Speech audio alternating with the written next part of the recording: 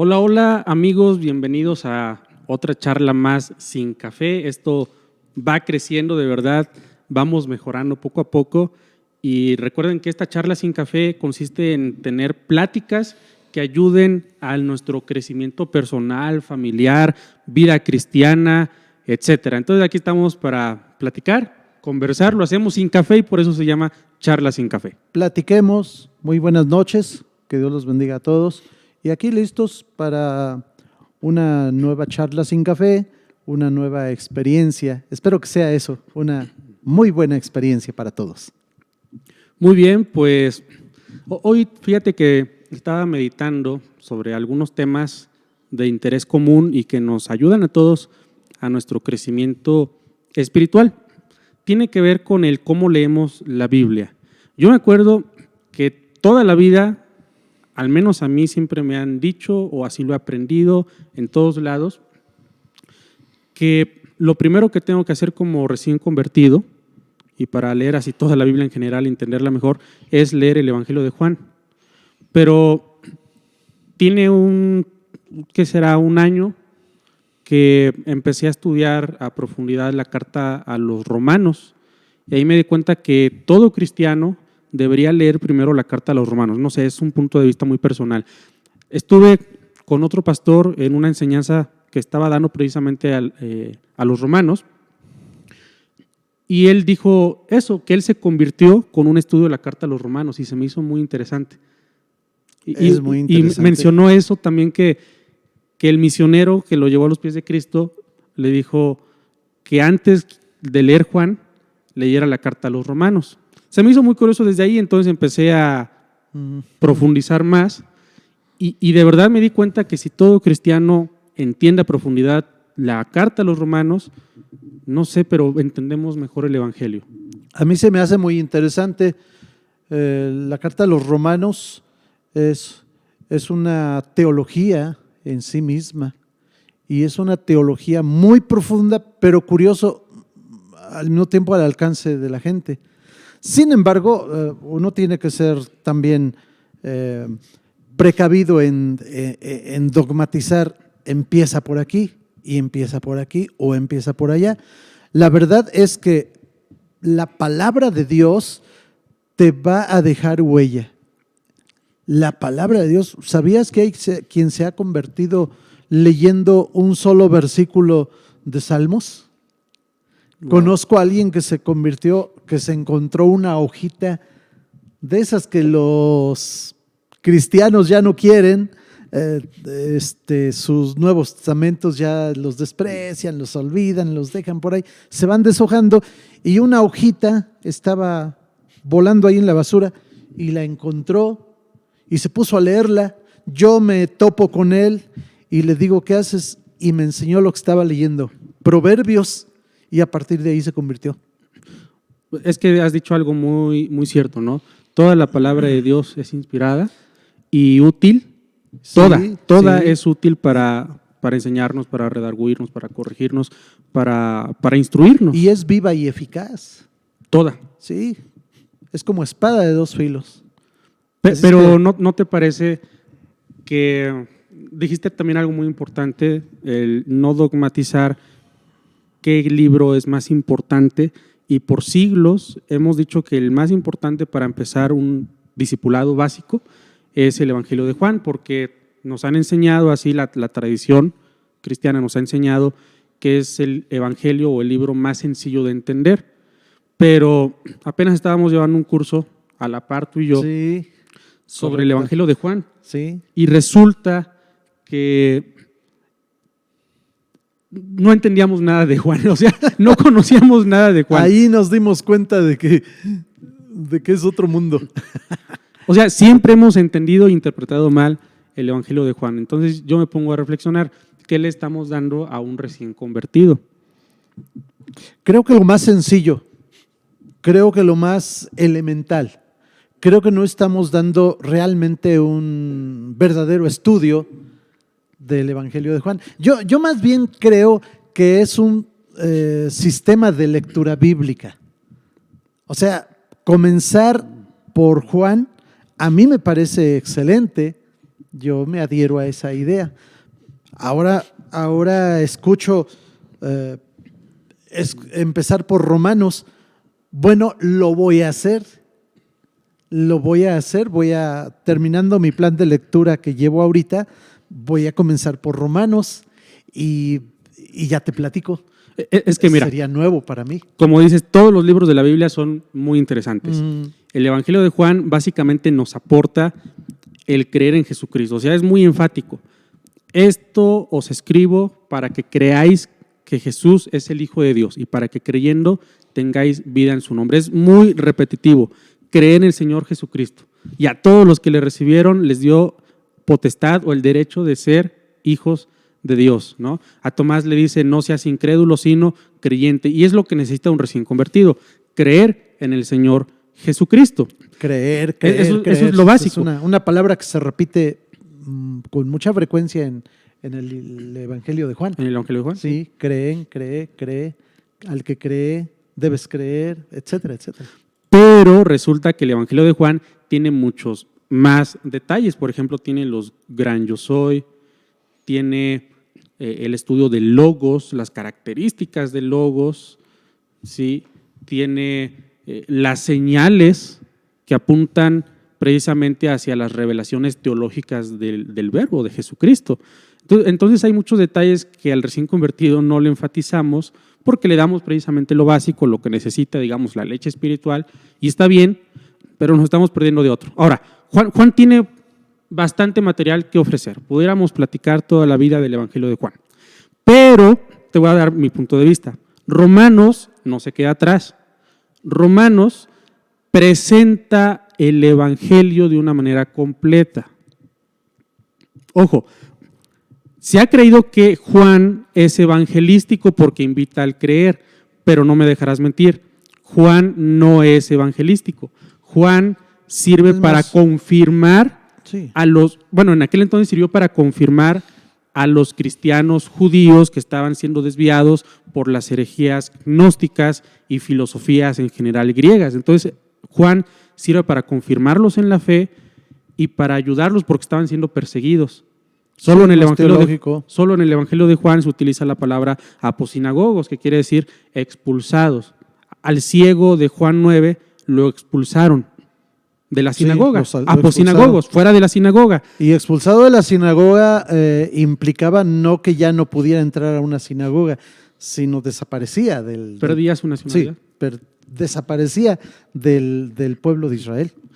Y entonces Juan tiene el propósito de confirmar en la fe a aquellos que estaban siendo debilitados por los ataques externos e internos. O sea, quedaste fuera de la sinagoga, pero mira dónde quedas, en Cristo. Ajá. Y mira quién es Cristo.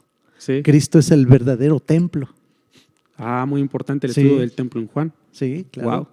Wow. Entonces, para reforzar el argumento, Romanos tiene la intención de presentar el Evangelio.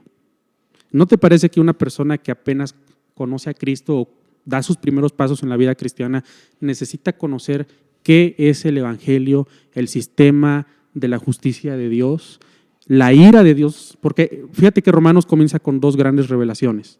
Bastante. La revelación de la justicia de Dios, número 1. Y 2, la revelación de la ira de Dios contra toda injusticia de los hombres. La ira de Dios.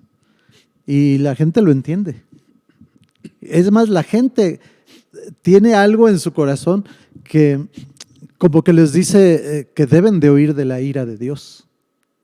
Nosotros nos hemos preocupado por hablar del amor de Dios, de la gracia y la misericordia. Nos hemos preocupado mucho por decirle a la gente que Dios es un Dios que perdona, que es un Dios que comprende, es un Dios que está contigo, es un Dios que te ama, que vino al mundo que para sufrir por ti. Pero la gente también está muy receptiva cuando finalmente le hablas de la ira de Dios. Y eso los conmueve más. Pues no es casualidad que Pablo, cuando presenta el Evangelio, empieza por la ira de Dios. O sea, todo empieza con el carácter de Dios. Dios es justo, pero este Dios justo castiga justamente al pecador y lo persigue con su justa ira. Uh-huh. ¿Sí? Su ira se despierta contra toda injusticia de los hombres. Sí. Y no hay justo ni uno solo. Y entonces todos estábamos bajo el justo juicio de Dios. Así comienza Pablo la presentación del Evangelio. O sea, no es casualidad. Debemos de entender dónde estamos. No solamente debemos de entender que somos pecadores, debemos de entender que somos pecadores y que estamos bajo la ira de un Dios justo que castiga al pecador y que no hay quien se pueda escapar de ese juicio y que no hay manera de escapar de ese juicio. Dios tiene que aplicar sentencia, justicia. Entonces nos presentamos con el gran dilema del Evangelio. ¿Cómo un Dios justo puede perdonar al pecador y seguir siendo justo? Porque si Dios perdona al pecador, el universo entero se levantaría para decir, ese Dios es injusto porque dejó sin castigo al culpable. Entonces Dios no puede perdonar al pecador y seguir siendo justo. Ese es el gran dilema del Evangelio. Y Pablo se encarga de exponerlo en los primeros 4 capítulos. Los primeros 3 capítulos me parecen muy interesantes. No, pero el cuarto también termina como que el cuarto es una recapitulación, ¿verdad? Pero en los primeros 3 hay una exposición muy, muy profunda de esas verdades de Dios. Nos habla, yo entiendo que primero nos habla de lo que es el Evangelio, ¿sí? Y luego lo presenta como poder de Dios para salvación al judío y también al griego. Y durante la carta del apóstol Pablo a los romanos se va enfatizando ese concepto al judío y al griego. Primero los judíos, pero también los griegos. Cuando habla de condenación, dice al judío primero, sí, también al griego. O sea, todo el género humano está bajo la santa ira de Dios. No hay quien quede fuera de ese sistema. Bajo la justa ira de Dios. Entonces, estamos de acuerdo que así entra Romanos, tiene la intención de presentar el Evangelio. ¿Y qué es lo que necesita un recién convertido? Entender el Evangelio. Ahora, yo he escuchado por muchos años el por qué no iniciamos con Romanos. A lo mejor tú tienes otro punto de vista, pero es lo que yo he escuchado, a lo que a mí me han explicado. No iniciamos con Romanos porque es una carta muy difícil de entender, que un recién convertido no tiene toda la preparación y la erudición en los idiomas originales como para entender Romanos. Y nos lo han dibujado así como que Romanos está lejos del alcance de cualquier mortal como nosotros. No, yo creo que es cuestión de cosmovisiones, es decir, cosmovisiones pastorales. Es una cuestión también de dogmas, como decía yo al principio. Hemos dogmatizado tantas cosas, ¿verdad? Pero el Evangelio de Juan, sí, apenas que lo estudiamos bajo la dirección del profesor Mazurek. Tremendo. Es profundísimo el Evangelio de Juan, y como que se cayeron algunos pilares, ¿no? Como ese que estás diciendo, como que fue escrito para la iglesia, más no para los judíos. Ajá. Pero ahí resulta que Juan les está hablando a los judíos. Ajá. Por toda la simbología que... Por todas las fiestas, ¿no? Sí, por el templo. Menciona las fiestas, menciona el templo, menciona la palabra que mencionaste hace un rato, aposinagogo. Solamente en Juan se menciona esa palabra. O sea, el concepto, pues efectivamente nos va a costar mucho trabajo hacer cambios en esos principios. Pero repito, creo que se trata de cosmovisiones. Yo estoy convencido de que la palabra de Dios o el estudio de la palabra de Dios, un recién convertido lo puede comenzar exactamente por Juan, lo puede comenzar exactamente por Romanos, lo puede comenzar exactamente por Apocalipsis. Que es lo menos recomendado, ¿no? Es lo menos recomendado, pero es palabra de Dios. Hay gente a la que le llama la atención y que tienen un nivel de comprensión muy amplio. Esos sí son de amplio criterio, y le vas explicando porque tienen dudas, tienen preguntas. Y hay personas que no son de los que se asustan por el Apocalipsis o crean su propia idea de hecatombes, y no, sino están bien centrados y entienden que hay muchas figuras, entienden que hay muchos comentarios que se desprenden de cada alegoría en el libro de Apocalipsis y que van comprendiendo mejor a Jesucristo. Jesucristo finalmente es el que da esa revelación a Juan y le habla a 7 iglesias con un nivel de apostasía que va creciendo, y mucha gente como que se ubica y dice, yo estoy aquí, yo estoy aquí, ¿no? Se van identificando. Y claro, tengo que decir que no todos los recién convertidos vienen de un contexto no evangélico. Hay muchos recién convertidos que vienen de un contexto muy evangélico. Uh-huh. Yo creo que ahí también hay que entender, ¿no? Pero a ver, estamos quizá confundiendo, ¿no? ¿Por qué confundiendo? Porque a lo mejor nos estamos refiriendo al dónde inicio a leer la Biblia, ¿no? Creo que plan de lectura. El plan de lectura creo que sí va a depender mucho incluso de gustos, porque hay géneros literarios, poesía, ¿no? Apenas hablaba con una persona y me decía, es que a mí se me complica la historia y leer historia en la Biblia, wow. Y yo le respondía, bueno, pues te debes hacer a la idea de estudiar historia porque yo calculo que entre un 70 y 80% de la Biblia, quizá menos, 60% es historia, ¿no? Yo calculo que sí, tienes razón en el primer porcentaje y hasta quizá un poquito más. Es historia. Es historia. Entonces, mira, la Biblia es historia, pero también es profecía. Sí. 100% profecía. Sí, pero le decían, bueno, inicia quizá por los Salmos, quizá es un género literario más accesible, más ligero y más dinámico, ¿no? Uh-huh. Es poético y tiene la intención de enseñarnos algo a través de la poesía hebrea. Entonces, yo le recomendaba eso, ¿no? Inicia por los Salmos. Pero entonces hablar del plan de lectura, bueno, sí, cada quien puede iniciar por donde mejor le convenga y lo necesite. Sí. Pero, si tuviéramos que diseñar un plan de estudios para un grupo de discipulado, ¿cuál sería el plan básico que les ofrecerías? O sea, piensa en libros de la Biblia. Siempre nos han ofrecido estudios de Juan. ¿Te quedarías con Juan o lo cambiarías? No sé, a ver, coméntame. Yo he venido con los años diseñando más que un estudio a partir de un libro, es a partir de tópicos, de temas. Pero esa es repito, es mi cosmovisión. Claro. Sí, pero hay iglesias que tienen cursos ya preparados sobre el libro de Juan para discipulados del primer nivel. Y hay iglesias que tienen cursos preparados de discipulado para el primer nivel a partir de Romanos.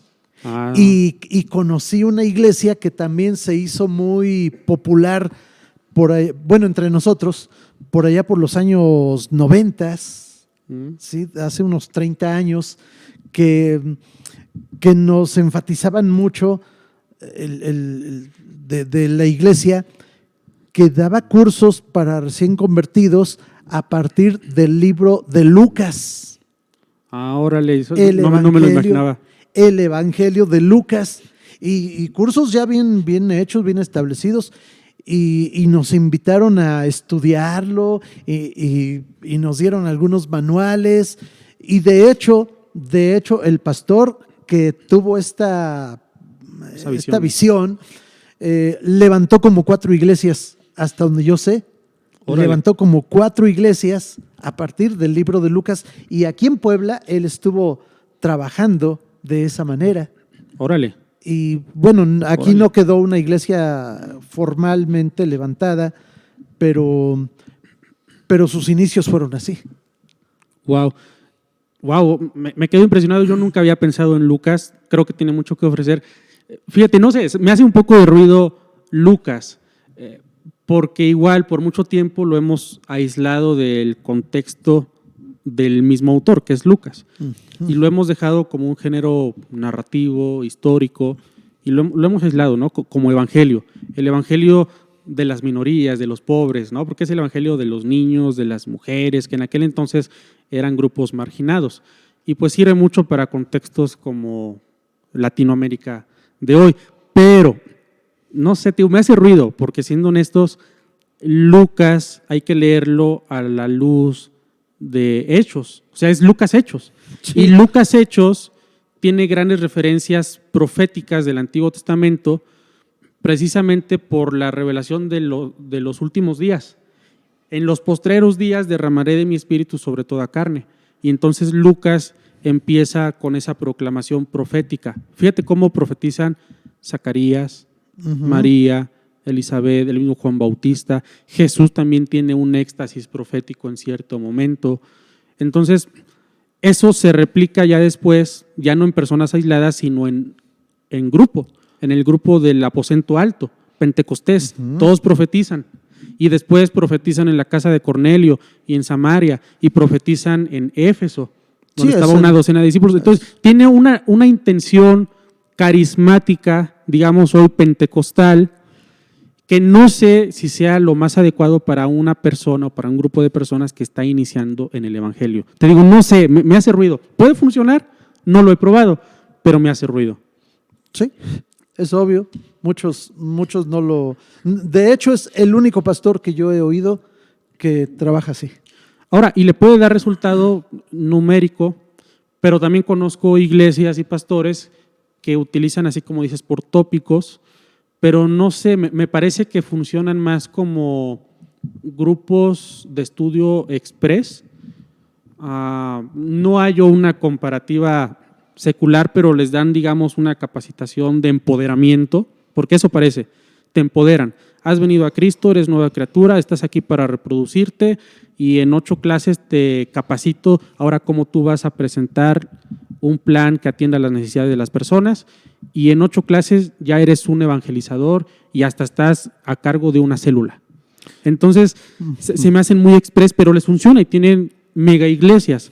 Ahora, lo que hemos venido diciendo desde hace semanas, desde hace meses, es que no todo el crecimiento numérico es igual a éxito espiritual.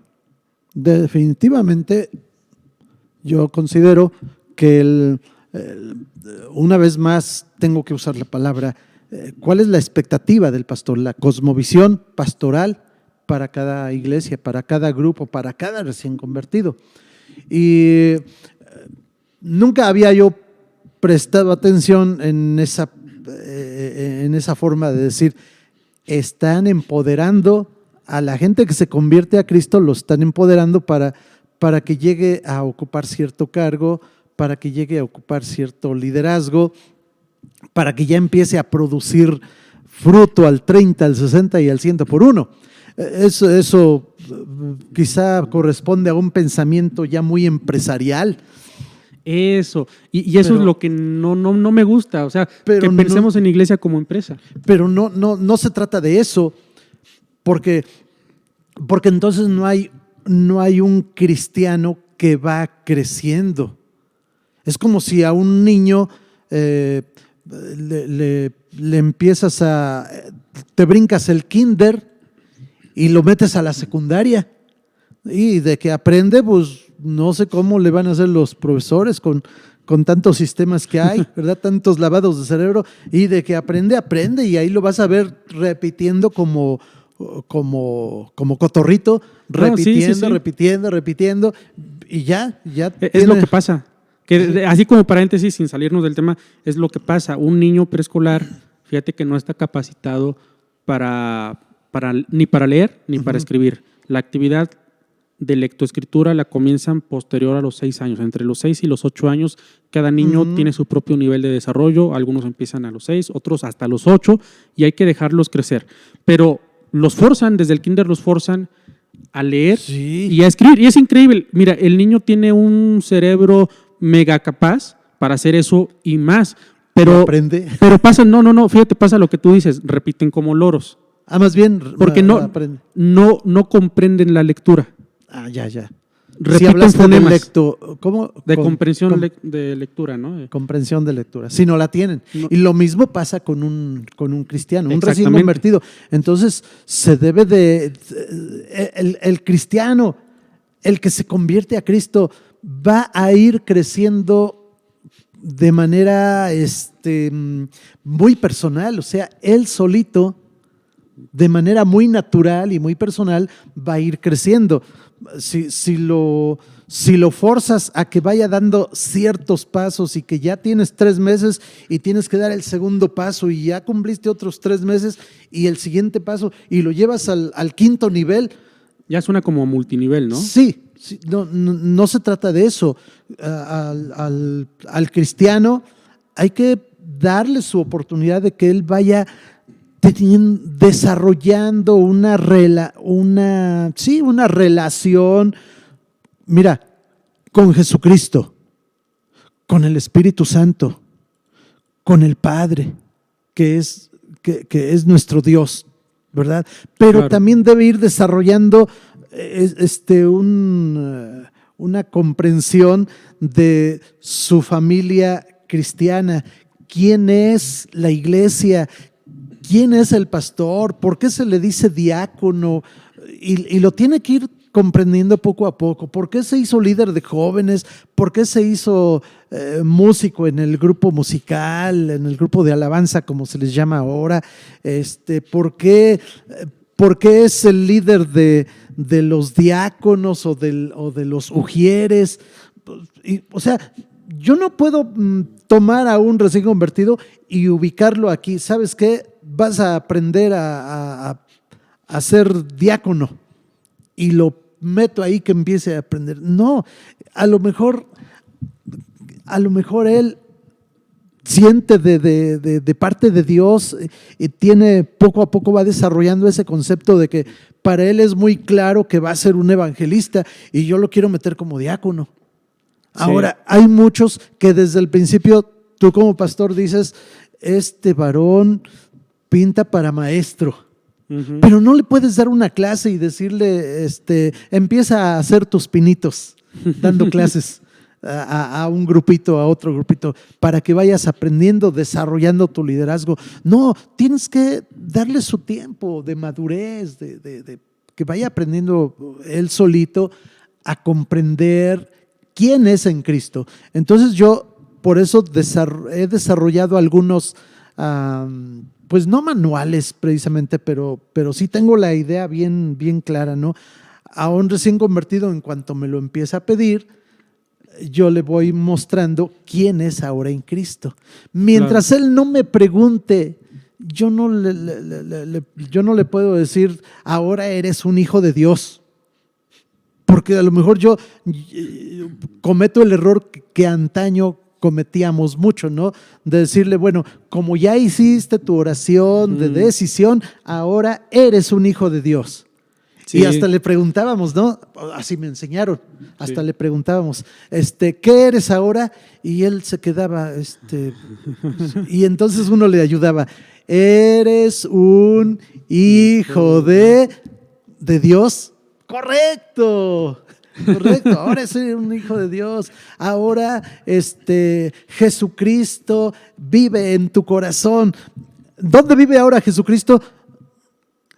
No lo decía y uno le ayudaba. Jesucristo, cuando tú dijiste ven a vivir a mí corazón. ¿Dónde vive Él? Mi corazón. Perfecto, bien. Aquí tienes un dulce porque te lo ganaste. No es así. No es así. Cuando le hablamos a unas personas, le hablamos de Jesucristo, le hablamos de que somos pecadores. La gente tiene que entender que somos pecadores y que no tenemos una verdadera chance, como dicen por ahí, delante de Dios. Sí.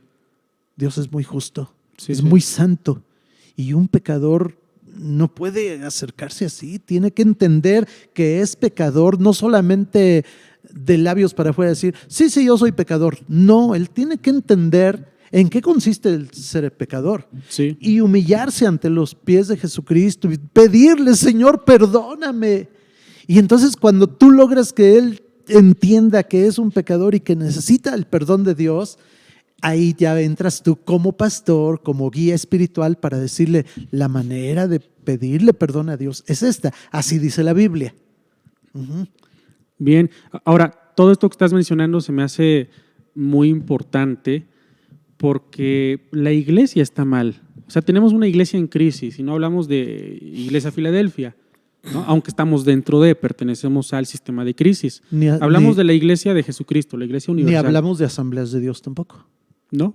Pero estamos adentro. Pero siendo honestos, como Asamblea de Dios también estamos en crisis. Sí. O sea, no nos referimos a asambleas, pero asambleas está en crisis. Sí, y la iglesia bautista está en crisis, y la metodista. La iglesia en general. La iglesia estamos en crisis. Puede ser que estamos tomando ciertas referencias, lo que nos está engañando. Por ejemplo, ¿cuáles son las referencias que tomamos para definir nuestro crecimiento? Templos grandes y a reventar. Wow. ¿Verdad? Congregaciones sí, de correcto. 300 y 400. Pastores con carro.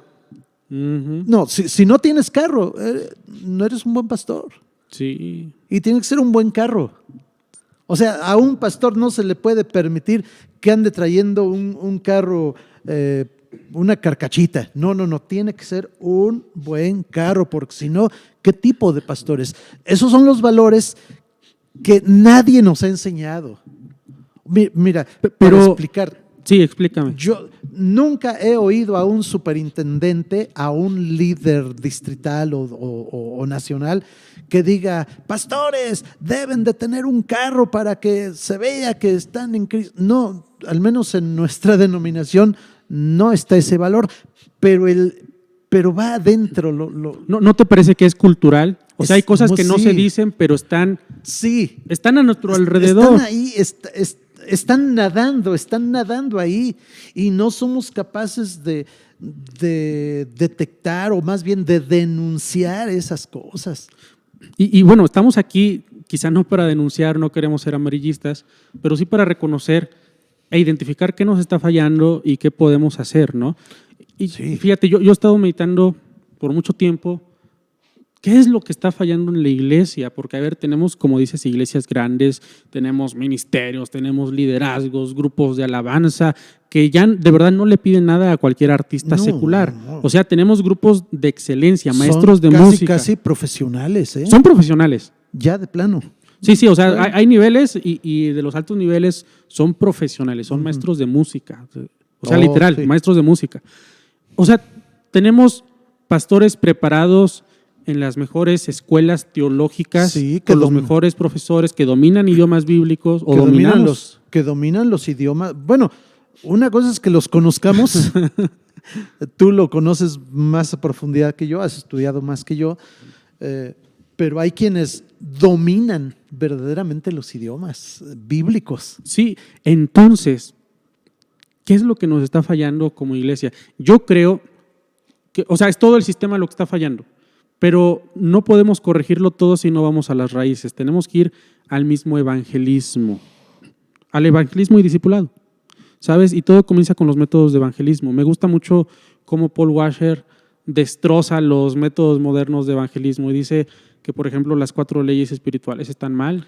Tienen plano. Un solo problema, el sistema de las 4 leyes espirituales. Te voy a decir cuál es el único problema de las 4 leyes espirituales, dice Paul Washer, es que no son bíblicas.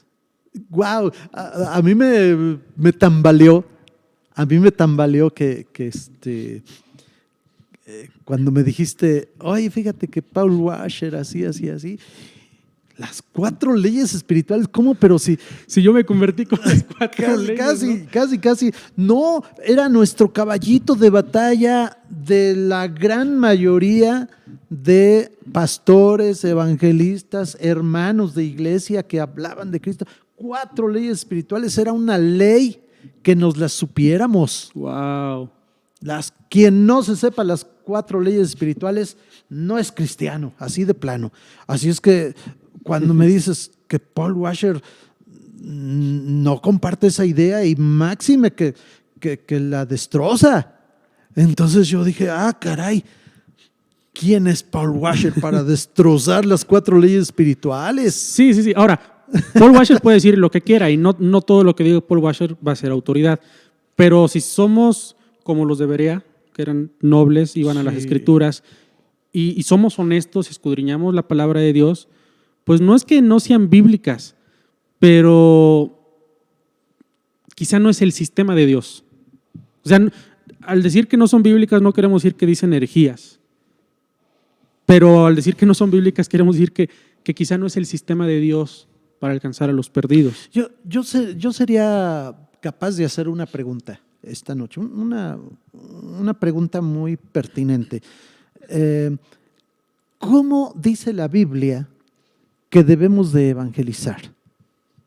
Yo tengo mi propia respuesta. Bueno, es que en cuanto a formas, hay bastantes. Eso, Hay número bastantes. uno, Muchos ni siquiera necesitaron un evangelista. Muchos, como dices, leyendo una página, un fragmento de una página de la Biblia Sí. en la cárcel, Ujú. que se iban a hacer para un cigarrillo. Sí, Sí, y les dio curiosidad a ver qué dice y se convirtieron. la última hojita, normalmente la última hojita era la de Apocalipsis o de un salmo. Sí, y Dios los alcanzó porque la salvación Sí. viene de Dios por el Espíritu Santo. Pero hablamos de principios, Sí. de qué es lo que necesita una persona al inicio para conocer a Jesucristo. Y sabes, yo sí he meditado bastante en el asunto, a lo mejor me puedo equivocar y a lo mejor me tachan de hereje después, pero es que, wow, ¿cómo decirlo? Creo que estamos presentando mal el Evangelio. ¿Sabes? Una persona se puede acercar a la iglesia por necesidad. ¿Mm? Por necesidad. Sí, es lo que dice Lucas Sí. Magnin en su libro Cristianismo y Posmodernidad. Ya es la tercera vez que cito a Lucas Magnin en este programa porque me impresiona cómo presenta la posmodernidad. Y dice que el hombre posmoderno construye a un Dios a su imagen. O sea, es el hombre construyendo a Dios a nuestra imagen. Y entonces ve, A su tamaño. a nuestro tamaño. Sí. Y entonces ve, si yo estoy en depresión, me quiero suicidar porque mi padre me abandonó, porque mi novia me cortó, porque mis hijos me abandonaron, por cualquier cosa, Sí. y llega alguien y me dice, Dios es amor, y Dios te ama, y Dios dio su vida por ti, ¿sabes qué voy a hacer? Pues Pues wow, aceptar ese Dios. yo quiero de eso. sí. O como lo dice igual Paul Washer, ¿no? Llegas con una persona que lo tiene todo, tiene carro, tiene una familia estable, tiene dinero, tiene un buen trabajo, tiene todo, tiene la vida resuelta y le dices, oye, regálame 5 minutos, solo 5 minutos, no te voy a quitar tu tiempo. Dios te ama tanto, tanto que murió por ti. ¿Sabes qué va a decir esa persona? Ya llevas 3 minutos. Ya llevas 4. Se te acabó el tiempo. Se te acabó el tiempo. A ver, ¿qué más tienes que decir? Pues que Dios te ama tanto. Ah, ok, Dios me ama tanto. Oye, qué bien. Fíjate que yo me amo mucho. Ese Dios me cae bien porque me ama, yo me amo. Creo que podemos compaginar. ¿Me Y en explico? 5 minutos has cumplido tu meta. ¿Quieres aceptar a Jesús? Pues sí. Es que no me gustan los compromisos. No tienes que hacer nada. Tienes que hacer esta oración. Repite después de mí y ya eres cristiano. Entonces, como que estamos ofreciendo un evangelio a la medida de la gente, ¿no te parece? Y eso creo que eso lo es que nos peligroso. está- porque muchos se están acercando por una necesidad. Ahora, repito, eso está bien. El evangelio responde a las necesidades del hombre, porque el pecado nos dañó y el evangelio viene a restaurar todas las cosas. Pero cuando fijamos nuestros ojos, a lo mejor suena feo, pero fijamos nuestros ojos en un amuleto que nos va a sacar de problemas, que nos va a dar el amor que nos hace falta, que nos va a dar un sentido de vida. Tal parece que es un amuleto. Yo estoy viendo el sentido de vida y yo estoy viendo la paz y yo estoy viendo los milagros y yo estoy viendo todo menos al autor y consumador de la fe que es Cristo. Y si yo no veo a Jesucristo y solamente veo los milagros y solamente veo la paz y solamente veo como el fruto, pero no veo la raíz, entonces posteriormente viene cualquier viento de doctrina y me mueve. Posteriormente una imagen me hace un milagro o le hace un milagro a mi familiar más grande que el que Dios me hizo a mí y me voy. Más adelante viene cualquier problema y me voy. Más adelante alguien en la iglesia me hace daño y me voy. Y eso es lo que está pasando. Por eso digo que es muy peligroso presentar el evangelio de esa manera. Es lo que está haciendo mucho daño. La Biblia nos muestra, imagínate a Pedro luego a Pablo como los más sobresalientes, Claro. pero es obvio que había un Apolos, había una Priscila y un Aquila, Esteban. había un Esteban, había un Felipe. Felipe, por supuesto, y había muchísimos más. Pero la Biblia nos presenta que realmente eran todos los que creían, los discípulos, ellos, eran los que iban por donde quiera que iban predicando el Evangelio. Y en varios sermones que quedaron ahí escritos, dice que se esforzaban en contar la historia de cómo es que Jesucristo llegó a ese momento histórico. Es decir, ponían la plataforma de por qué te quiero hablar de Jesucristo. Jesucristo no es un advenedizo. Jesucristo no es una invención de tal o cual doctrina, ni de los fariseos, ni de los saduceos, ni de los escribas, ni de los sacerdotes. No, él no tiene nada que ver ni con el gobierno, ni con la religión. Pero está escrito de él aquí, en toda la historia del pueblo de Israel, y van construyendo esa plataforma. Arriba de ella dicen, Jesucristo entonces es Señor. Pero ya le dijeron, murió. Uh-huh. O sea, ¿quién es? ¿Qué hizo? Y su... sí, su obra principal. ¿Cómo se dice? Sí, el punto principal, Sí. la cúspide de su obra en el mundo, murió y resucitó. ¿Y sabes qué? Que ahora está allá en el cielo. Y está ahora a la diestra del Padre. ¿Y qué está haciendo ahora? Está intercediendo por nosotros, somos pecadores. Entonces la gente, muchos no querían creer, muchos se mostraban muy interesados, pero también muchos sí creían y se abrazaban tanto al Evangelio. Era tan real como lo fue para Pablo cuando cayó, en el que iba a camino. Damasco, iba en el camino a Damasco, cayó Pablo, muchos dicen de un caballo, pues no sé si Cayó. no sé si de un caballo, camello o de un elefante o no sé qué, cómo iba, o del carro, o se cayó solito, no lo sabemos. Y entre paréntesis, ese es uno también de nuestros grandes problemas que tenemos, porque le vamos poniendo cosas que no dice la Biblia. Sí. Pero en fin, Mira, cayó. Y para mucha gente, o sea, para Pablo fue muy real Jesucristo porque le habló, le escuchó su voz y le dijo, ¿por qué me persigues? ¿Y quién eres tú? Pues yo soy a quien tú persigues, soy Jesús a quien tú persigues. Pablo se convirtió, se entregó a Jesucristo. sí, Bueno, para mucha gente que predicaba a Jesús, le predicaban a Jesús, entonces mucha gente lo llegaba a ver tan real como Pablo cuando cayó en el camino a Damasco. sí, O sea, wow. Jesús era bien real. Sí. No era solo una historia. No. Prácticamente lo veían, digo, exagero con eso porque no sé cómo es el concepto, no sé cómo manejar el concepto, pero sí sé que para ellos era tan real que lo abrazaban y jamás lo dejaban. Tanto así que daban su vida por el Evangelio. Daban la vida por Jesucristo. Sí.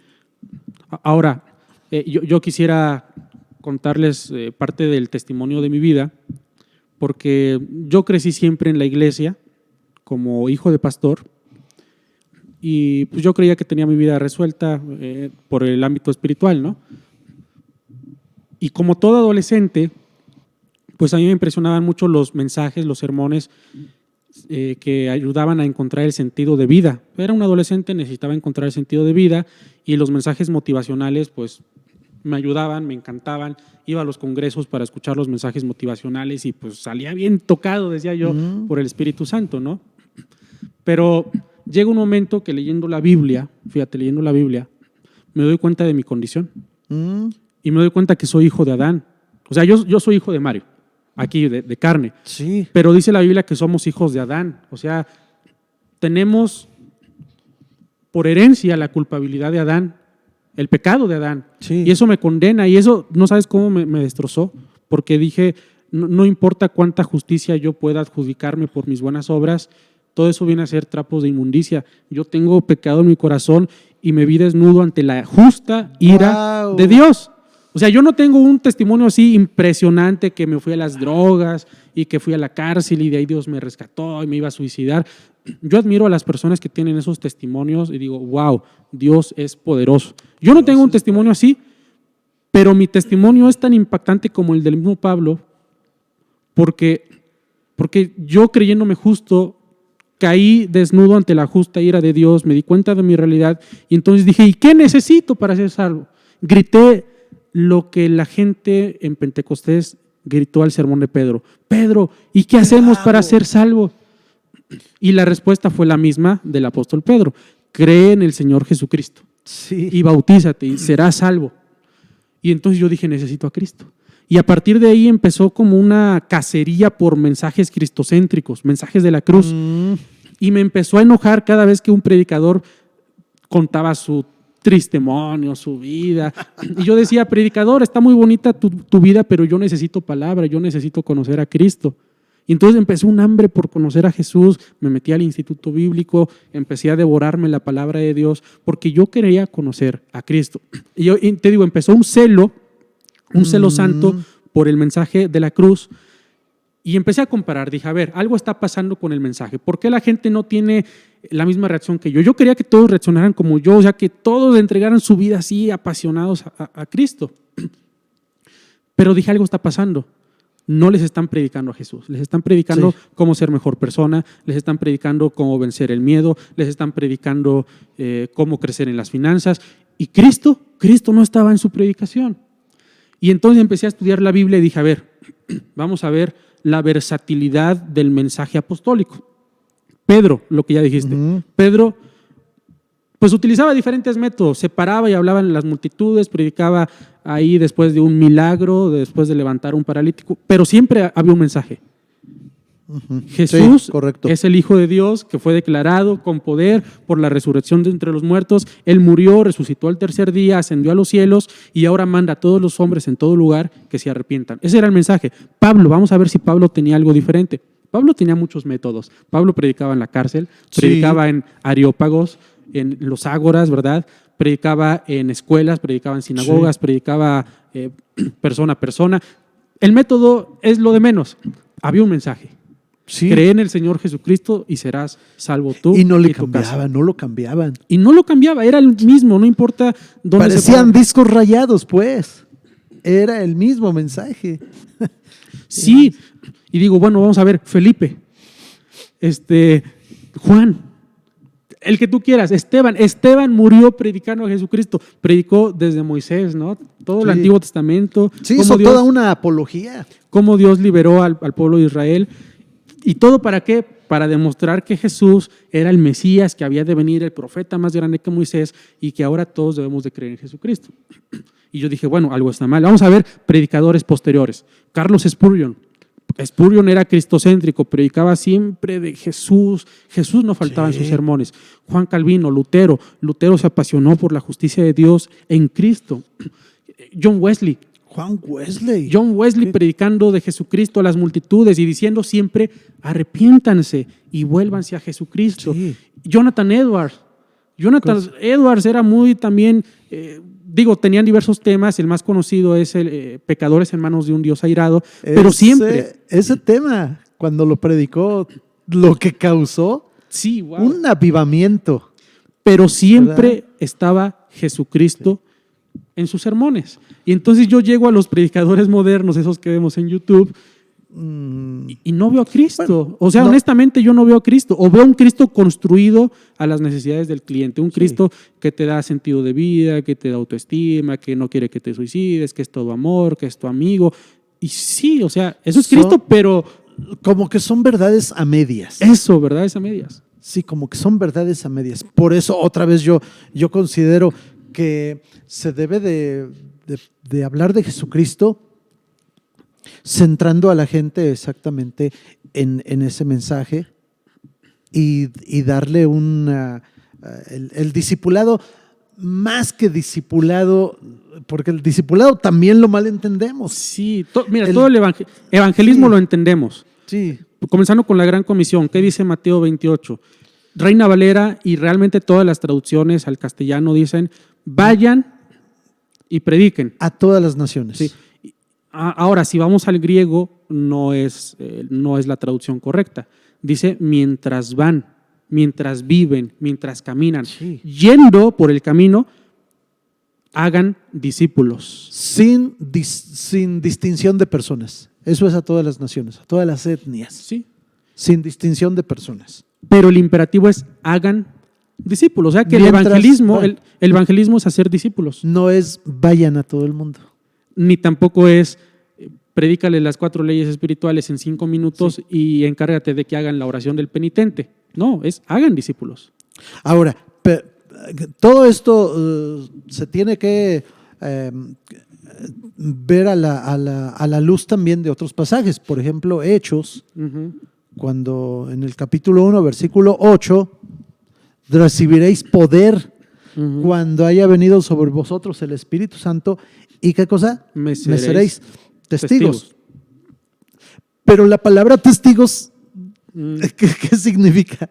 O sea, testigos no es ir a dar ¿cómo dice? Testimonios. Los testimonios de No, mi vida. No. Eso no es ser testigos. Testigos viene de la palabra mártires también. O sea, Sean mis mártires. van a recibir poder para ser mis mártires.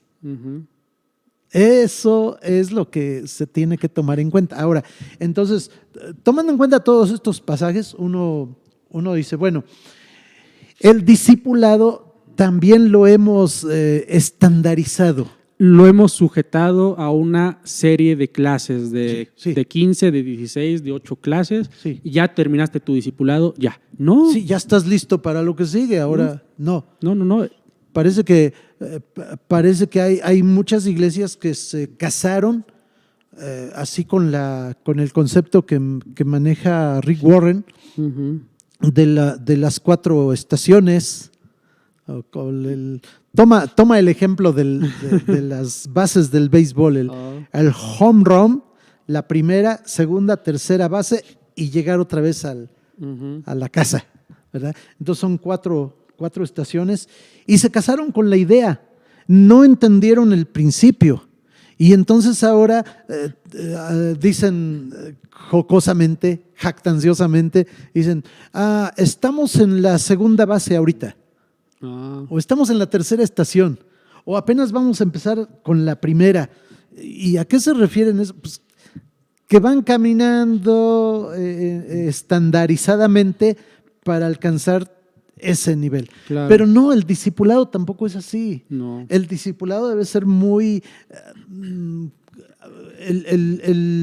el nuevo creyente lo va pidiendo, va haciendo preguntas. Hace un rato te mencionaba, ¿no? Le hablamos a la gente y de momento la gente tiene una crisis. Para comenzar, cuando le empiezas a hablar a la gente, y yo aquí quisiera decir, ya sea de Romanos, ya sea de Juan, ya sea de Lucas, o ya sea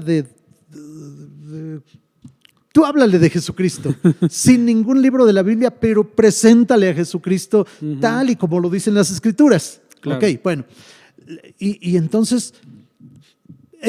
algunos te ponen atención, otros no te ponen atención, levantan sus canicas y se van. Digamos que lo que quieren es que le ayudes a resolver sus problemas. Okay. Les hablas de Cristo y no les interesa. Entonces hay un grupo de 10 personas, le estás hablando a los 10 y de momento resulta que 8 de ellos te oyen, pero no te ponen atención. Pero hay 2. Hay 2 que entre ellos empiezan a discutir. Entre ellos empiezan a decir, no sabes qué, que pues dijo el pastor, o algunas veces no saben ni cómo dirigirse a uno, y pues dijo el padre, dijo el padre o otros dicen, pues dijo Mario que debemos de leer y que debemos de hacer esta tarea, y el otro dice, sí, pero también dijo que tenemos que orar. Pero entonces vamos a orar primero, no, vamos a leer. Empiezan a discutir cosas ya así Y tú cuando ves eso dices, "Ah, Les interesó. ya les interesó, ya se está rompiendo el cascarón, 8 se fueron". Bueno, eso también es bíblico, ¿no? Muchos se Claro, van a ir, claro pero que sí. unos van a ser tierra fértil. De- A esos De 10 leprosos que sanó el Señor, 9 se fueron, ¿no? Y 1 regresó. Sí. Pues hasta nos va bien si son 2. Entonces, No, de 5,000 que alimentó el Señor, sí. solo 120 estaban en Sí, el aposento. definitivamente.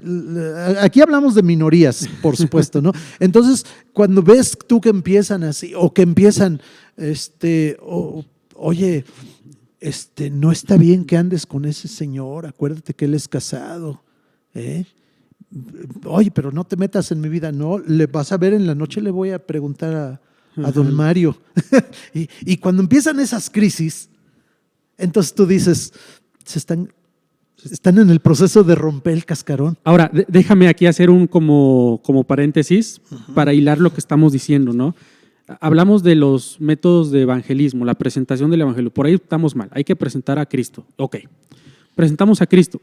Pero ahora hay una serie de problemas. La gente tiene sus vidas destrozadas. Y el evangelio también es un evangelio práctico. Sí. Y para lo cual ahí meto mi cuchilla. Romanos, la segunda parte de Romanos es un evangelio práctico. Bueno, realmente Romanos, Efesios, Colosenses. Sí, la parte ética. Es un evangelio práctico, Sí. ¿no? Donde las personas deben de corregir sus vidas. Muchos llegan así en procesos de divorcio según las nupcias, muchos llegan Sí. con rencores contra los padres, muchos llegan porque cometieron un delito y vienen escapando de la justicia. ¿Qué Sí. van a hacer? ¿Se entregan, no se entregan? O sea, la gente viene con sus vidas o venimos con nuestras vidas destrozadas. Por lo que sea, el pecado nos destrozó.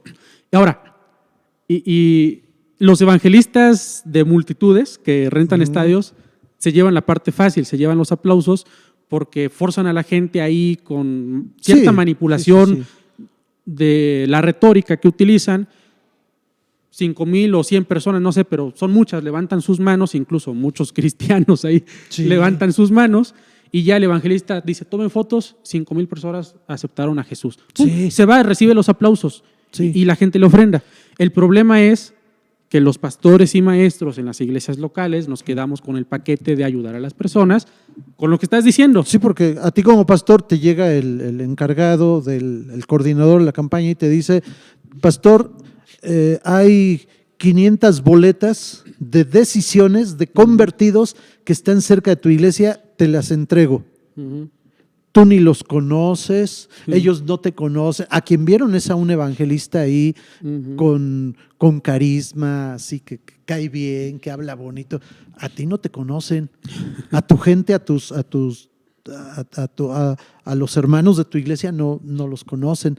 Y tú te vas a presentar a cada hogar de las 500 boletas que te dejaron, o 40 o 30, te vas a presentar en cada hogar y ellos obviamente no te conocen, no te van a abrir las puertas tan fácil. Ujú. Entonces tienes que empezar un trabajo de verdadera evangelización. Y ahí es donde, perdón, es lo que estabas Sí. mencionando, ¿no? Llega una persona y dice, bueno, es que don Mario o el padre o el pastor, como sea que nos Sí, llamen, sí, sí.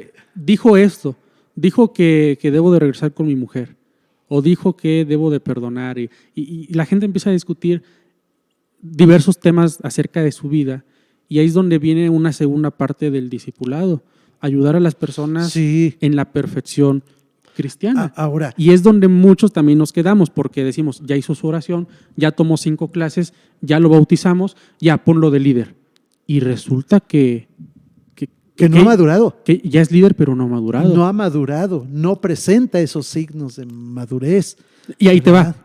Resulta que muchos llegan al instituto bíblico porque el pastor los mandó para que aprendan ahí a madurar, a resolver sus problemas. Y resulta No se que trata de eso. resulta que en el instituto bíblico suele pasar. En todos los 50 y tantos institutos que tenemos en las asambleas de Dios suele pasar que muchos llegan a corregir sus vidas ahí. Y entonces después esos se convierten en ministros que nunca se forjaron, que nunca Sí, maduraron. que no maduraron. Y eso es un problema, es un cáncer. Y entonces ahí vamos haciendo ese círculo de mal en la iglesia. Mal evangelizamos, mal discipulamos, mal preparamos a los ministros. obviamente mal vamos a predicar. Y se convierte Entonces es un en un círculo. círculo Es vicioso. un círculo. Y ha ido creciendo desafortunadamente como una bola de nieve. Entonces, creo que esta noche podríamos muy bien ir aterrizando ciertas ideas. Me ¿no? gusta. Creo que esta noche bien podríamos decir, ¿qué hago para asegurarme de que estoy creciendo bien? Y lo digo yo, que soy pastor, que tengo 60 años de edad y que, como siempre tengo que decir, me falta mucho. Todos podríamos Me decir, me falta falta mucho. El conocimiento, la preparación teológica no lo es todo. Se trata de carácter, se trata de madurez, se trata de vida cristiana. Nunca vamos a ser perfectos, tenemos muchos errores, nos seguimos equivocando, metemos la pata, como decimos aquí en México, o sea, nos equivocamos. ¿Y qué hacemos? Debemos de corregir nuestras vidas a la luz del Evangelio, pero necesitamos mucha instrucción bíblica. Hay cinco asuntos que no sé cómo se le llama, cinco pilares que uno debe de entender, y yo considero que no se deben de apresurar. Pero, son? a ver, son como adoración, ministerio, Ujú. evangelismo. 3. Hay otras dos que no las recuerdo. Adoración, evangelismo, ministerio, discipulado, Ok. y ya dije servicio. No, creo que es adoración, ministerio, no sé si entra en el ministerio. Debería entrar el ministerio, pero no las recuerdo. Pero son esos ¿Cinco pilares? Ahorita me acordé de 4, pero debe haber 5. ¿Son los que menciona Rick Warren? Creo que sí. Medio me Creo suena. que sí. Sí, son los A ver que si ahorita menciona. nos acordamos. Son adoración, misiones, creo. Es que, ¿sabes? Cada iglesia maneja Sí, su ok. propio sistema, Bueno, ¿no? Sus pilares. De eso precisamente quiero decir.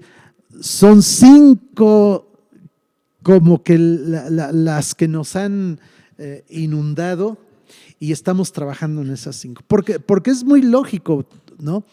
Entonces, lo que quería yo con este punto, así como para ir aterrizando, es decir, ok, vamos a ver, adoración. ¿Es bíblica la adoración? Es el todo. La adoración es el todo. Quizá el cómo entendemos la adoración, ¿no? Porque la gente pudiera pensar que adoración es alzar mis manos en una iglesia, cerrar mis ojos, ¿verdad? Mientras se canta una canción lenta, diría Gilberto Cordero, mantras cristianas. Tengo temor de que así se esté entendiendo. Es que lamentablemente… Y debemos, es a donde yo quiero participar, debemos de entender, de redireccionar este asunto. La adoración no es ya lo que describió Natanael. No, la adoración es un todo. Yo, ahora que predicaba en la mañana, decía, es alabanza, servicio y testimonio. Allí va la adoración. Es que nos enfrentamos con un gigante, y es que por ahí de los 80s, 90s, no sé si tú te acuerdas más, hubo un cantautor cristiano que empezó con una ola de adoradores, y yo quiero ser un adorador, para hasta su voz, o sea, de verdad, si quieres ser un adorador debes tener esa voz, y la voz tono. De adorador, ¿no? Sí, ese tono. Y de momento los directores de alabanza empezaron a tener también la misma voz, y levanta tus manos. Sí. Y se convirtió en una ola de adoradores que creyeron… Fue una pandemia, Creyeron que adorar era… tener ese tono de voz y cantar esas canciones. Pero adoración es otra cosa. Es el todo. Porque Jesús le dice a la mujer samaritana, Juan capítulo 4, es necesario que adoremos en espíritu y en verdad. El concepto es ese. La adoración debe ser… pues yo la entendí en mi poco conocimiento, como alabanza, servicio y testimonio. Son tres asuntos que están ahí metidos y que lo llevan todo, ¿no? O sea, la alabanza, ¿qué es la alabanza? No el reconocimiento de la grandeza de Dios, no es hasta entre nosotros usamos la alabanza, ¿no? Cuando el maestro alaba a su alumno porque dice, este sí aprendió y se sacó un 10 porque le echó ganas, lo está alabando. Los padres alaban a sus hijos. Nosotros los padres alabamos a nuestros hijos diciendo, es el mejor por esto y esto y esto. Sí. Eso es echarle porras, alabar. Sí. Reconocer la grandeza de Dios. ¿Hay alguien más grande que Dios? ¿Hay alguien más sublime que Dios? ¿Hay alguien más digno de alabanza o digno de que nos humillemos ante Él? ¿Hay alguien mejor que Dios?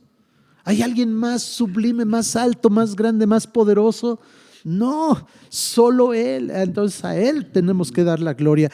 Wow. Es lo que decía aquí en Lutero, ¿no? Soli Deo Gloria. Soli Deo Gloria. Bueno, todos los reformadores, sí. Calvino, Lutero, sí, es cierto.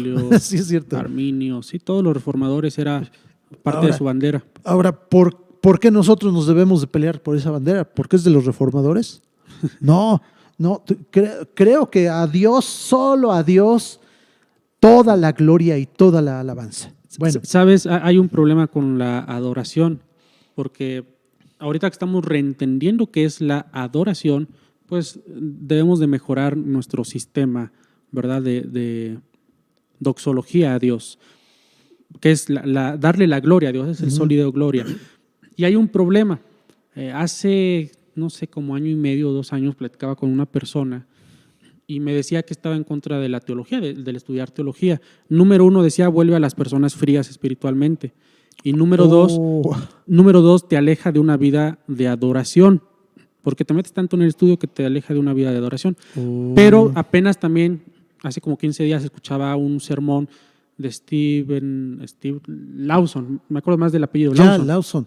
De Lawson, un famoso predicador reformado, y él decía lo siguiente, me impresionó, me llegó al alma, dice, sin teología no hay doxología. Revertimos las palabras, las volteamos, le damos un sentido positivo.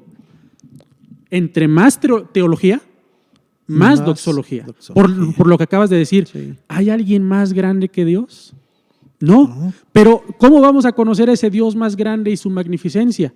Con la teología. Cuando conocemos, solamente cuando conocemos más a Dios, lo adoramos más. ¿Sí? Si la teología no produce doxología en nosotros, no produce adoración, entonces estamos haciendo otra cosa menos estudiar teología. Sí, ahora, ¿qué es la teología? La teología no es un libro que diga teología sistemática. La teología es Biblia.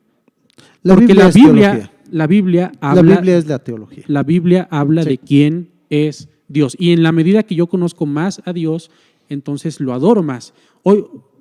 Hoy acabo de dar una clase al grupo de liderazgo de aquí de la iglesia, que es el grupo de ISIP, y veíamos la naturaleza de Cristo. O sea, estamos viendo la cristología y veíamos que cada uno de sus nombres representa su carácter. Y veíamos entonces, lo lleva a la siguiente reflexión.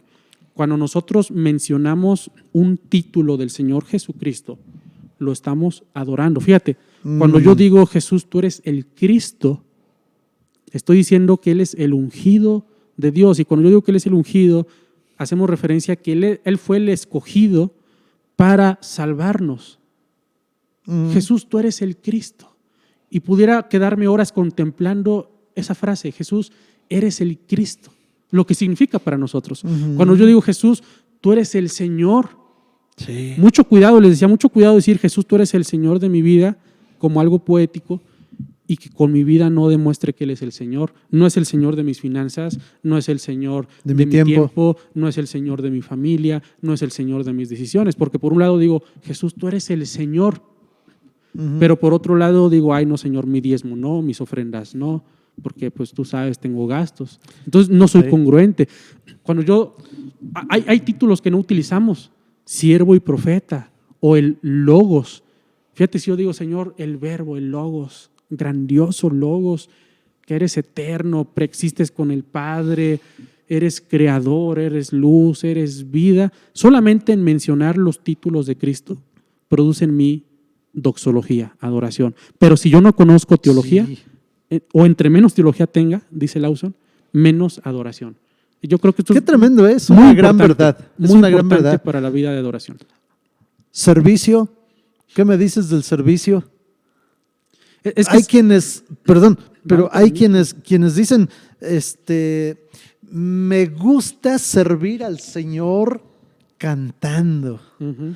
Pues sí, porque reciben el aplauso, el reconocimiento y la admiración No, de... pues, ¿a quién no le va a gustar?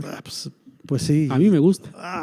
Porque estás aquí y toda la gente te ve y sabe que tú, nadie toca como tú. Por eso es que te encanta servir a Dios ahí. Pero si te dicen, híjole, es un ejemplo bien quemado, ven a lavar los baños, tú dices, ¿cómo? ¿Cómo dices? Un adorador. Un adorador. Un adorador lavando baños. ¡Qué oso! Yo conocí a un superintendente nacional que se quitó el saco, se arremangó la camisa, se amarró la corbata y se puso a lavar baños en un evento, todavía era en templos, en un evento nacional porque los baños ya estaban cochinísimos. Él hizo eso. O sea, uno debe estar dispuesto a servir en todo, pero no solo en el templo, no, eso es ser templista, no, en mi vida diaria. En tu vida y en todo tiempo, porque a veces no solo somos templistas, sino domingueros. Todo lo que me diga el pastor, lavar baños, yo le entro, pero que sea domingo, porque cualquier otro día, no, pastor, el sábado no, el sábado me toca viajar, me toca estar con la familia, Sí. domingos en la tarde, pues me toca lavar la ropa, entonces, domingo en la mañana, pastor, todo lo que diga, pero, Sí, pero entonces- entre semana no, ¿eh? entonces Eso hay- ya no es servicio ni adoración. Tú ves a una persona que va jalando un carrito apenas si puede con él porque es un ancianito. Acomídate, ayúdalo, sirve, hagamos las cosas como para el Señor y no para los hombres. O sea dice que cuando tú sirves al Colosenses. prójimo, Estás sirves sirviendo a Dios. ¿Qué dice Correcto. Jesús? Cualquiera que le da un vaso de agua a uno de estos, pues me lo está dando a mí. Cualquiera que visitó a alguien en la cárcel, me visitó a mí. Eso es lo que una de las parábolas de las enseñanzas de Jesús. Wow. Haz las cosas como para el Señor y no para los hombres. Eso es servicio. Oye, entonces, la vida cristiana, estoy entendiendo, es mucho más grande y amplia que lo que un expositor decía de vida cristiana, ¿no? De 16 clases. O sea, vida cristiana Sí. es mucho más. No que el expositor esté mal, no, está muy bien. Pero a veces nos quedamos con que vida cristiana es vida del domingo. Es dar mis diezmos, es participar con el talento, con el aseo del templo y dirigir. Ujú. Y creemos que eso es vida cristiana, pero entonces vida No, cristiana es mucho más allá. no sé si la podamos entender. Es mucho más allá. O sea, es Cristo viviendo en ti. ¿Cuándo viste a Jesús abandonar a su suerte a un pobre, a un mendigo o a un leproso? Wow. A una señora llorando o a alguien necesitado, jamás. Y no era de su religión, no era de su nacionalidad, no, él en verdad vino para servir y no para ser servido. Un ejemplo sublime, tremendo, Ujú. ¿sí? Él es el siervo de Dios. Sí, él es el máximo ejemplo. Entonces, ¿quién soy yo para sentirme mejor que Jesús? Wow. Ahora, ¿qué decir del testimonio? El testimonio es tu vida misma, lo que la gente ve de ti. Y es que es lo que nos termina matando, porque yo puedo tener muy buena doctrina, puedo tener milagros y palabra profética, pero cuando la gente conoce a mi familia, cómo trato a mi familia, a mi esposa, a mis hijos, a mis padres, o cómo soy yo en el trabajo donde no me ve el pastor, me río de los chistes malos, me robo el dinero, etcétera. Ahí es donde la gente dice, no, para ser como él. Yo creo que por ahí andamos cojeando muchos. Mucho, y sobre creo todo que en la sí. familia, ¿sabes? Sí. ¿Por qué no podemos levantar grupos de hogar? Honestamente. Y los que se levantan, ¿por qué? ¿Por qué fracasan? Oye, siempre dices cosas que me duelen. Nos duelen. Pero es que si no somos honestos aquí, ¿Por ¿cuándo lo vamos a hablar? ¿Cuándo lo vamos a decir? Quisiera yo que escucharan bien nuevamente esto la mayor cantidad de personas, especialmente de cristianos, que nos estén oyendo. ¿Por qué no podemos levantar un grupo de hogar? Por nuestro testimonio, ya sea el mío, el de mi familia y hasta el del perro.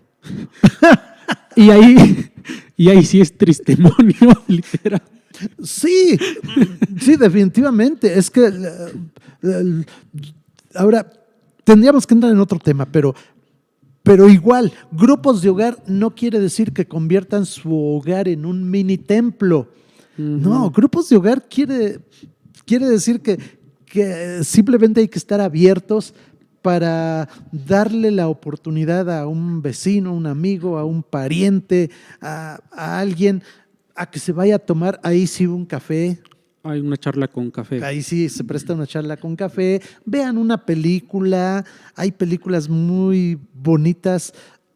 Muchas incluso no son ni de corte cristiano, ni de mensaje cristiano, pero tienen una muy buena temática y se pueden ahí más o menos ir viendo y mientras platicamos, mientras la gente te va a conocer y va a ver tu testimonio. Va a ver cómo se porta tu hija. Va a ver cómo te trata a ti tu hijo. Tremendo, sí. Va a ver cómo hasta de veras, hasta tus mascotas, Sí. sabes controlarlos. Sí. No eres el que patea al perro. Qué triste que haya cristianos que hagan eso. Pero ahora te voy a decir, complementando esto, podríamos tener un estilo de vida saludable, ejemplar, pero si las personas llegan con una dificultad y nos dicen, yo quiero conocer al Cristo que tanto predican en tu iglesia, háblame más de Cristo. Y si no tienes teología, Y si no conoces y si quién no es conoces Cristo, Biblia, la regamos. Y a veces por el apuro vamos a decir cualquier cosa y podemos dar un concepto equivocado. Y volvemos al círculo vicioso que mencionábamos hace rato, ¿no? Hablas de cualquier otra cosa menos del Cristo bíblico. sí, y ya guiaste a una persona que iba con el corazón abierto para conocer a Jesucristo, ya la regaste. Entonces, vida cristiana es un todo, es una vida de entrega, de servicio, de adoración, de crecer en el conocimiento de Dios. Y no es antibíblico esto. Colosenses, capítulo 1, dice que el deseo de Dios es que crezcamos en el conocimiento de quién es Dios. Sí. Y fíjate, ya para ir cerrando esto, creo que la iglesia necesita más Biblia. Si la iglesia vuelve a la Biblia, a la sola Escritura, vamos a corregir muchas cosas. Sí. ¿Quién dirige el evangelismo? Los empresarios que nos han enseñado tipologías o modelos de ventas, ¿sí? Modelos de ventas donde vendes el evangelio, presentas un producto, hay un cliente, y eso es el evangelismo hoy en día. ¿Qué es el discipulado? ¿Qué es la administración de la iglesia? Igual, el sistema empresarial, multinivel, donde la iglesia, donde la persona va por niveles. Números, dinero, a ver, templos. ¿Cuántos en tu iglesia eran el año pasado? Pues éramos 320. Este año vamos a crecer el 10%. 32 más. Bueno, en una iglesia que tenía 320, el 10%, digamos que es aceptable. ¿Cuántos? 32 más, ¿verdad? Este año, al finalizar. Y 320 personas van a trabajar y echarle ganas para ganarse 32. Pero de que se los ganan, se los ganan. Aunque sea otras iglesias, pero tienen 32 más este año. Ya si tienen 33 fue ganancia. Pero ¿qué pasa con las iglesias? Tienen 15 personas que asisten a su templo. Tienes que crecer el 10%. O sea, 1.5. Uno y un niño, ¿no? Pero al revés, dicen que el completo es el niño. Y el que ya es como yo, ya es la mitad. 1.5. Son estándares del mundo. Honestamente son es estándares. Incongruente para un evangelio de poder. Qué lamentable. Es incongruente para un evangelio de poder. Y ahí fíjate que yo recuerdo las palabras de Rick Warren también. Me parece súper acertado. seremos culpables delante de Dios porque teniendo un evangelio tan poderoso, no estamos haciendo lo que Dios quiere que ese evangelio de poder haga. Tenemos una gran responsabilidad. Yo quiero invitar hoy a todos los que están escuchando esta charla a que todos nos comprometamos con la palabra de Dios, más Biblia. Si tenemos más Biblia, tenemos más santidad en la iglesia. Si tenemos más Biblia, más y mejor adoración, más crecimiento, pero necesitamos Biblia. Me impresiona otro testimonio de Paul Washer, que fue a predicar a una iglesia, yo entiendo que fue una iglesia carismática, y dice que él se sintió el menor de todos porque todos pasaban a contar que tuvieron una visión, recibieron palabra profética, vieron ángeles. Uno dice que contó que iba saliendo del baño, iba saliendo de la ducha y que la Biblia estaba flotando. Así, wow, resplandeciendo. Qué tremendo eso. Dice Paul Washer, yo nunca he tenido una experiencia así, entonces se sintió el menor. Y esto describe lamentablemente la cultura pentecostal. Nosotros somos pentecostales, una cultura sin cultura bíblica. Y Paul Washer decía que cuando pasa a dar su mensaje, dice, abran sus Biblias, creo que en la primera carta a Timoteo. Dice, los líderes estaban sentados hasta adelante, los líderes buscando en el índice dónde queda Timoteo ahí, como recorriendo todas las páginas a ver dónde cae Timoteo. No conocían su Biblia. Entonces Paul Washer, wow, siendo un bautista, alguien que no cree mucho en las manifestaciones carismáticas, dice, yo me convertí en un profeta, cerré mis ojos, alcé mis manos al cielo y dije, hermanos, yo en esta hora también traigo una palabra para ustedes, una palabra profética, y que les profetiza. Dice, Señor, ustedes son como niños viendo figuras en las nubes. Porque hablan de Biblias flotando y hablan de que se les aparecieron ángeles, vieron sueños, visiones y que no sé qué. Dice, pero no conocen la Biblia. Dios habla a través de la palabra. Y si no tienes la palabra, no tienes voz de Dios. Cuidado con eso. Si no tienes Biblia, no vas a ser un cristiano maduro. Entonces, ¿por qué no tenemos cristianos maduros? Porque no hay Biblia. Necesitamos Biblia. Entonces yo Cuidado quiero con eso. Que hoy todos nos comprometamos con la Biblia, más Biblia. No importa que ya la hayas leído 5 veces, léela la sexta, vas a encontrar algo nuevo. El plan para leer la Biblia puede ser, comienza con Juan o comienza con Romanos o comienza con Génesis, ¿verdad? O vea, hoy un celular o una computadora te aconseja un plan de lectura bíblica. El que quieras, con el que te acomodes, pero lee tu Biblia. Lea usted su Biblia sistemáticamente, correctamente, responsablemente, comprometidamente. Hay que leer la Biblia. Y creo que eso es. Ahora, ¿cómo empezar y qué plan le damos a un recién convertido? Yo creo, indudablemente, que cada convertido o cada persona tiene una demanda muy personalizada, personal. Quizá Sí, correcto. Sí. Hay personas que tienen problemas en su familia, necesitan una orientación de la familia cristiana. Pero necesitan a Cristo. Claro. Sí, Cristo debe aparecer en el centro. Hay otros que tienen problemas de adicciones. Sí. Otros que tienen una enfermedad. Podemos hablarle de, salmos, podemos hablarle de proverbios, pero tenemos que hablarle de Cristo. Sí, el Evangelio Santo de Jesucristo. O sea, no podemos despegarnos de eso. Y perdonen que no promovamos un sistema, un libro, un manual. Sí. A veces, por ejemplo… 15, 16 pasos, 8 pasos. Yo que estoy en la educación cristiana, he sido líder en ciertas áreas de educación cristiana. De momento, de otras iglesias que apenas están creciendo, me preguntan, oye, ¿y qué expositor nos recomiendas para el grupo de discipulado? Yo digo, bueno, yo conozco muchos, pero de verdad es como si me clavaran una flecha al corazón, porque yo digo, pero ¿para qué quieres un libro, un expositor para discipulado? Tienes la Biblia. Uh-huh. O sea, no lo entiendo de verdad. Y repito, no es que los expositores sean malos, pero tienes la Biblia. Sí. Háblales de Efesios, háblales de Romanos. Yo sigo casado con Romanos. Yo sí me quedo con que debemos empezar con Romanos. Para mí es claro. Yo lo voy a estudiar. O sea, para mí es claro, empieza con Romanos, Yo lo voy a estudiar. continúa con Efesios para que tengas tu identidad en Cristo y después puedes ver Juan. Por cierto, en este año en nuestra iglesia vamos a tratar de ver un poquito en la profundidad de Efesios. Que, wow, entonces se viene algo poderoso para el 2022. Pero te digo, para mí está clara la ruta de crecimiento. Obviamente no, tampoco la Biblia dice empieza por Romanos, eso es algo muy personal. Pero lo que sí quiero decir es que me impresiona cuando alguien me dice, ¿qué expositor nos recomiendas para darle alimento espiritual a mi iglesia? Es que tenemos Biblia. Sí. No, o sea, no lo entiendo, de verdad, quiero entenderlo, pero no puedo. Tenemos Biblia. Háblales de la Biblia, exponles la Biblia.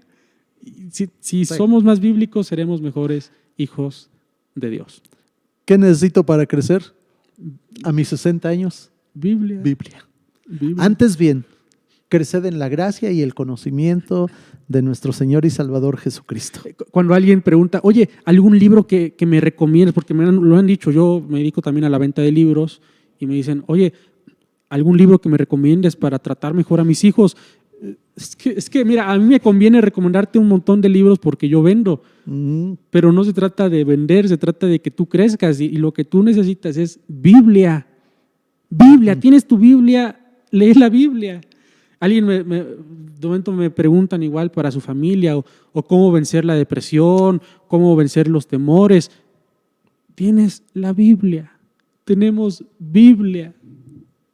No vamos a cambiar, ¿eh? No necesitamos nada más. No vamos a cambiar. No. Vamos a seguir diciendo, necesita usted Biblia. Y entonces, híjoles. Necesitas Biblia. Quizá, ay, perdón, tengo aquí el mouse para hacer los switch, pero quizá muchos se enojen, se han enojado, porque lo que quieren es que sirvamos como oráculos, que en ese momento cerramos nuestros ojos y como el profeta Samuel ahí, a ver, Señor, danos una palabra para tu hijo que viene a consultarme. Sí, y es lo que quieren. Pero evidente. Con lo que le salimos es, lee tu Biblia. Y pues no, se van con cualquier otro maestro, ¿no? ¿Cómo llegó Saúl ante Samuel, ¿no? Y, pues es que yo vengo buscando mis burras y dicen que tú eres vidente, tú me puedes decir, sale, te voy a decir a lo que viniste. Y no le dijo dónde están sus burras, porque las burras, dice, ya las encontró tu papá, ¿verdad? Pero tú viniste a esto y le dio palabra. Entonces, lo que podemos ofrecer es Biblia. Biblia es lo que necesita la iglesia. Palabra de Dios, palabra de Dios. Wow, impresionante. Pues llegamos hasta aquí, le cortamos. Yo creo que más charlas sin café nos esperan para hablar de diferentes temas de la vida cristiana. La iglesia está en crisis. Usted puede hacerlo mucho más interesante si llama, manda un mensajito y dice, me gustaría que hablaran de esto, tengo esta duda. Me gusta, me parece bien. Hagamos eso. Usted puede participar de esa manera. Y aunque son programas que quedan grabados y los presentamos el día jueves, ¿sí? Pero tratamos de seguir ciertas normas y una de ellas es escuchar a usted que está interesado en la palabra de Dios. Perfecto, me gusta la idea. Entonces vamos a seguir aportando material que a usted le sirva en su vida cristiana, espiritual, familiar. La iglesia está en crisis, pero tenemos la respuesta. La palabra de Dios. Si alguien quiere participar en estas charlas, puede llamar, ponerse de acuerdo con nosotros y con mucho gusto. Yo creo que pronto vamos a tener a varios invitados, porque esta es una evolución de lo que era el foro bíblico, y en el foro bíblico ya teníamos cierta agenda con varios con hermanos de nuestra iglesia, invitados. Tuvimos muy buenas pláticas.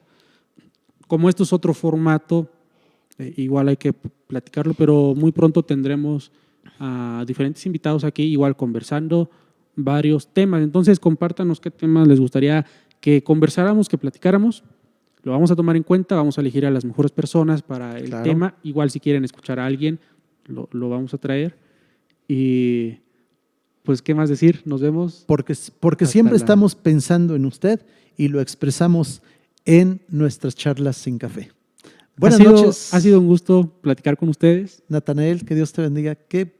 ¿Cómo aprendo siempre cosas nuevas? Intentamos resolver bueno. el mundo. Espero que lo logremos algún día. Qué bueno que estamos arreglando el mundo. Que Dios los bendiga. Les mandamos un fuerte abrazo y espero que pronto nos veamos personalmente. Así es, un fuerte abrazo a la distancia. Que el Señor los bendiga.